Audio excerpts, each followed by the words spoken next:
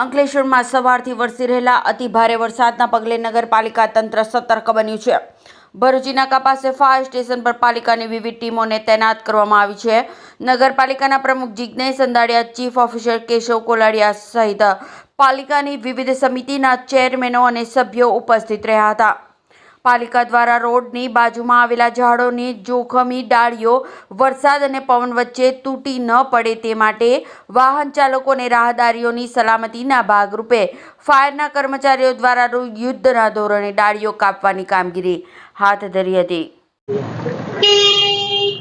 આજ રોજ હવામાન વિભાગ દ્વારા ભારે વરસાદની જે આગાહી કરવામાં આવી હતી તેના અનુસંધાન રૂપે નગરપાલિકાના તમામ પદાધિકારી, નગરપાલિકાના મુખ્ય અધિકારી તથા ફાયર વિભાગના સ્ટાફ અને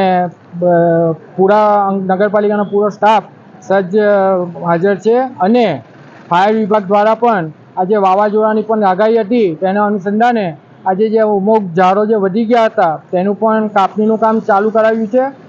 અને આ સાથે જ એસડીએમ સાહેબે પણ આજે નગરની સ્થળ મુલાકાત લીધી હતી અને એમની સાથે જઈ આજે MS-29 કાસ્ટ પર પણ જઈ સ્થળ નિરીક્ષણ કર્યું હતું।